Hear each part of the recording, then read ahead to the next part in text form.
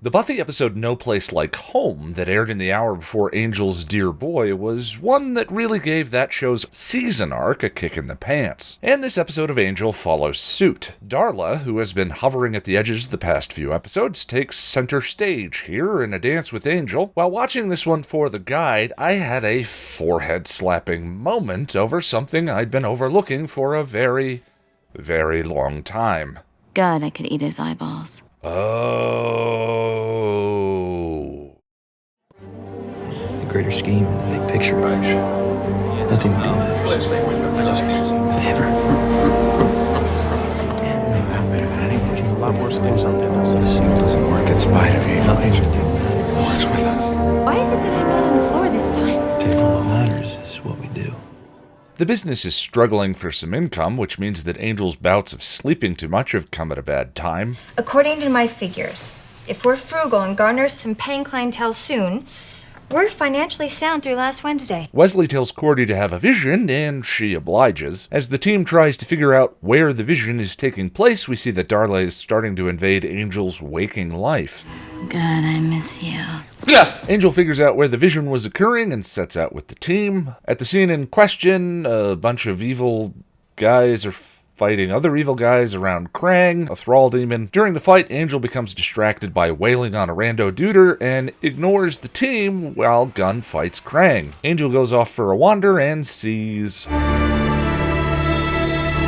In a flashback, we see Darla has put something new on the menu for Angelus.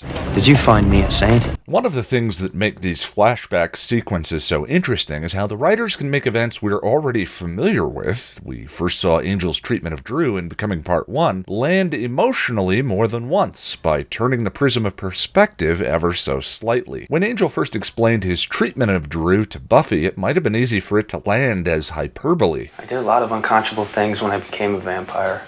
Drusilla was the worst. I mean, how in the life of a murdering monster could it have been possible for Drew to be that much worse than all the other tortures Angelus invented? We turn her into one of us. Killing is so merciful in the end, isn't it? The pain is ended. But to make her one of us, she's a lunatic. Eternal torment. Oh.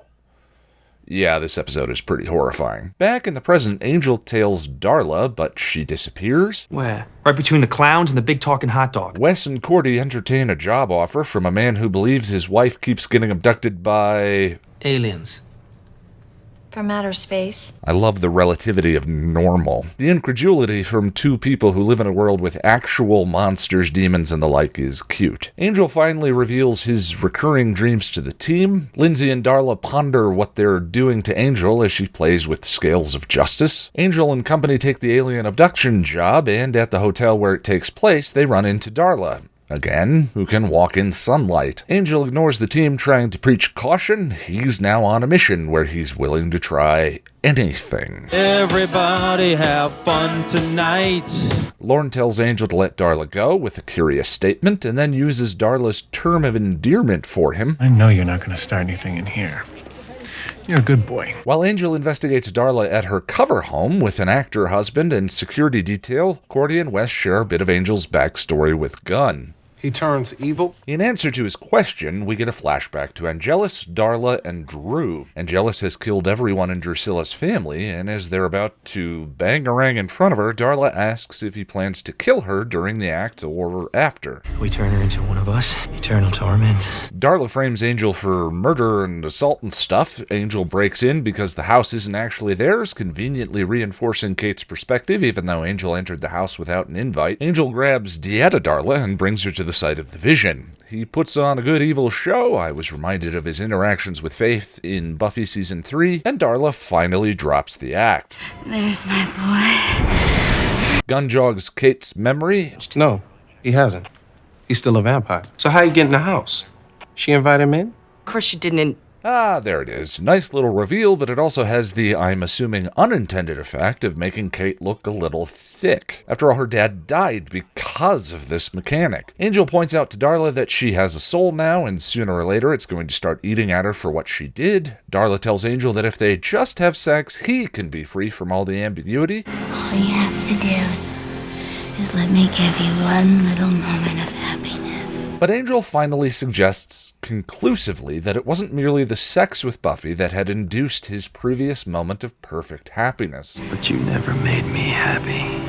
Which is why sex with Darla probably won't bring about Angelus either. Darla makes a last-ditch effort to bring out the bad. See, no matter how good a boy you are, God doesn't want you. But I still do. That is some gothy, dramatic vampire cheese sauce there, and I absolutely love it. This scene between the two of them is dripping with chemistry, and the melodrama is delightful. It does raise a few questions, which we'll get to in a minute, but the episode ends with Angel embracing some of the upcoming chaos. Dear Boy really gets the first arc of Angel Season 2 rolling. Unlike Buffy, which had a pretty solid regular weekly audience, Angel was always closer to the knife's edge, looking for theirs. Because of that, its seasons, after the first, tend to have split arcs, with a big climactic event in the episode that aired sometime around Sweeps Week in the US. After that, the season's big arc wraps up in a couple episodes, and we get a late season mini-arc. We've had a sprinkling of arciness, with a lot of metaphor for its main theme going on so far this season. Mostly, though, Dream Darla has been a B story to whatever was going on in the episode. Admittedly, I'm not a huge fan of drama driven chiefly by lack of communication. There was the moment when Wesley almost got to hear about the dreams, had the powers not sent a conveniently timed vision. But there is some precedent for Angel keeping this kind of thing to himself. He has a regular pattern of expressed shame over his inner struggles. One of my favorite moments in the Buffy episode Lie to Me is when Angel is warning Drusilla to get out of town with Spike. Oh, you'll hurt me. The shameful reaction on his face is terrific, and Angel later lies to Buffy about the interaction until she confronts him directly. Somnambulist in Angel Season 1 was probably the precedent for what Darla does to Angel here. As Hawkpire, a vampire Angel sired, returns to town and their connection starts giving Angel a similar case of dirty dreams he's embarrassed about. They were just dreams, Angel. They weren't even your dreams. It didn't mean anything. But I enjoyed it. It'd probably be okay if you never mentioned that part ever again. Maybe Cordelia's reaction in that one influenced his desire to keep the Darla dreams to himself this season. So, okay, fine. There is plenty of character precedent for Angel keeping things close to his chest. Darla's re-ensoulment raises questions about how the process works exactly. She's been souled since the end of Season 1, when she returned as human. Accounting for the summer and the episodes leading into this season, it seems like that's been a few months, and yet she still hasn't felt the sting that Angel tells her she's due. We don't have much to compare with for the process. We've seen Angel go through it twice. The first time, the Romani dude told him it would take a minute for him to remember everything he'd done, but once he had, it would start to eat away at him. No. At the end of Becoming Part 2, Willow's spell goes off and Angel returns to Buffy at the last minute, but the requisite amount of time Romani Man described actually doesn't pass since... I don't remember. Thing is, Darla's memory is pretty intact. She's been using it to egg on Angel's bad side this entire time, so it isn't the memories that are lagging behind, but the conscience itself, and the guilt Angel thinks she's due. Darla's reaction is also a strong argument against the seed of identity interpretation of the soul canon. Darla has her soul, since she's human. Still, she's incredibly Darla-y at this point, with little discernible difference between her and her vampire self. And what about the demon inside? Angels didn't disperse upon his supposed seed of identity returning during a resoulment. Darla as a human doesn't have one, but is acting quite a bit like Vamp Darla was. On the other hand, if a human's deepest, most hedonistic desires are what provided the template for the demon that takes them over, then all resoulment does is restore that individual's ability to make ethical choices, rather than being driven on impulse alone. It also explains, as ever, Angel's declaration. It's not the demon in me that needs killing, Buffy.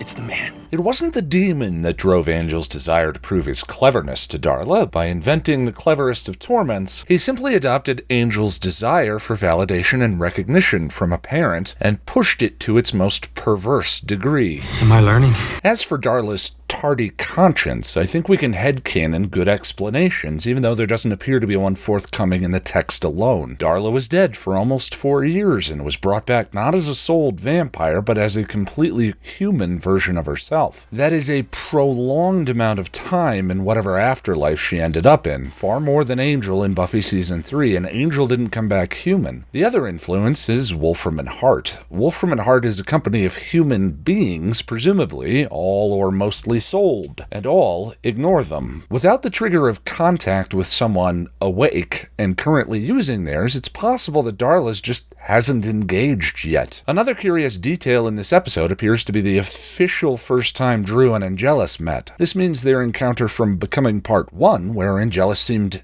taken by surprise when Drew entered the confessional, was sometime in the days after this, when he had mounted his campaign of torment against her. If you're struggling at all keeping the timeline straight, I found an interesting 2-part video of all of the Fanged 4 flashbacks put in chronological order that I will link to in the description. Spoiler warnings apply. There are a couple of references in Dear Boy to other sources. The Dieta story loosely follows the plot of Hitchcock's Vertigo. In Vertigo, Jimmy Stewart is a detective hired to follow Kim Novak around. The two of them fall for each other, and in a moment of impulse, the woman runs up the tower of a mission, a religious structure, and jumps to her death. Stewart believes himself to be responsible by virtue of his crippling vertigo that kept him from saving her. Later, he begins to run into a woman who looks just like her, but proclaims herself to be someone else. Stewart connects with her and dresses her in the same clothes he last saw his charge in, a gray outfit that Dieta's clothing is likely an homage to. To get her to confess, he drags her back to the mission, and she finally reveals that she was part of a plot against him. Then there is the other significant influence on the episode, and in fact the entirety of Darla and Angel's relationship that I'm kind of shocked I didn't pick up on until this episode. The key for me was when Darla's very specific wording, which always struck me as unusual, finally clicked. In the play Oedipus, it is prophesied that Oedipus will kill his father and marry his mother. His father sends him as a baby out into the wild to starve to death, but he ends up being raised by another royal family. When Oedipus hears of the prophecy, he assumes it refers to his adopted family and sets out to avoid it. On his travels, he meets an old man whom he quarrels with and kills. Eventually, he ends up in a kingdom with a recently deceased king, wins the throne, and marries the queen, having children with her. When he tries to solve the mystery of the former king's murder, he turns to Tiresias, a blind prophet of high acclaim. Tell me about Darla. Oh, give me a sec. You are sending out some family-size vibes. Tiresias warns him not to pursue the king's killer. So talk. So, no. Eventually, his mother-wife realizes what has happened and kills herself. And Oedipus, now knowing who he is, blinds himself in response. All that power wasted on a whiny, mopey do-gooder. God, I could eat his eyeballs. She says, as she plays with the scales of blind justice. Good gravy is Angel's backstory, Oedipus. Darla literally breastfed Angel into existence. Her cutesy term of endearment for him throughout this episode's namesake is that of a mother for her son. Dumb boy. There's my boy. And my boy is still in there and he wants out. She regularly finds ways to feed him, just as a mother would her child. In Prodigal, I pointed out how during his first kill, Angelus looked to Darla for approval. After that, one of the first things Angelus does is murder his own father. Darla's last declaration to him is like she's speaking to a son rejected by his father. See, no matter how good a boy you are, God doesn't want you.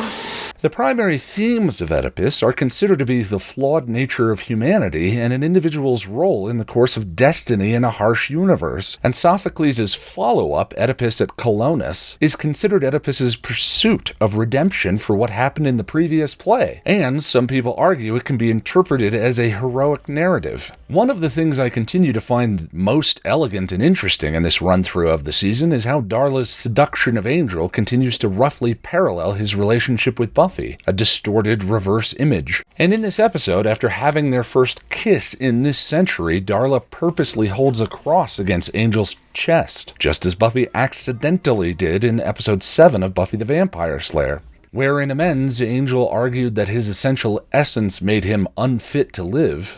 I'm weak. I've never been anything else. and Buffy argued for the defining power of his actions, Angel, you have the power to do real good, to make amends. here Darla argues for the power of Angel's dark essence over whatever choices and ensuing actions he may take. You don't learn that kind of darkness. It's innate.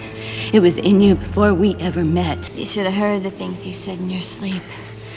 Nasty things, Angel. Things like... What these questions are all getting at is really part of the thematic heart of this arc. Are we truly free, or do we as individuals have an essential defining essence that dictates our actions? In Judgment, Angel assumed the guardian demon was evil because it was a demon. It was not evil. In Are You Now, Angel thought he could help Judy, a first attempt at taking action contrary to what he assumed was his genuine essence. He failed. Take them all. First Impressions is all about Gunn learning to make choices and connections with people that run contrary to the machismo-driven way he perceives himself. And Bethany in Untouched assumes that her trauma defines her as something ugly and acts in the way she thinks that ugliness requires of her. Are you shocked I'm a great big slut? Greenwalt uses setting repeatedly to raise the question of essential essence. The site of Cordelia's vision is a water tank. It felt sacred. In a twisted, demonic kind of way. A city water tank is presumably the location where local government stores purified water for distribution. And this water tank is on the site of an old convent. A convent is a religious site where a community of women live and adhere to religious doctrine, maintaining their purity and piety. And to top it off, the convent that used to be there was... built on native burial grounds. Land's cursed. So the site is layered with conflicting and corrupting influences. Is it a place of purity or corruption? And in the story, Angelus uses a convent intended for the purification of the human soul to eternally damn Drusilla. And at the end of the episode, Angel, feigning at his own darkification, brings Dieta Darla to the site of the former convent to finally bring her into the light. The episode then, without the characters really knowing it, answers the question of essence in the inverted actions of Angel and Angelus. The essence of a place is defined in the present by the chosen actions of the people using it. Its history alone is not enough. I think we can measure the effect Darla's call to Angel's darkness is having through the episode's cliffhanger. In the episode Blind Date, Angel decried what Wolfram and Hart were forcing him to do as playing their game. You have a place, Angel. Our battle will be fought elsewhere. And in this episode, Lorne warns him not to take the bait away from his chosen path that Wolfram and Hart keep putting in front of him. Let her go, bro. I set people on their paths, okay?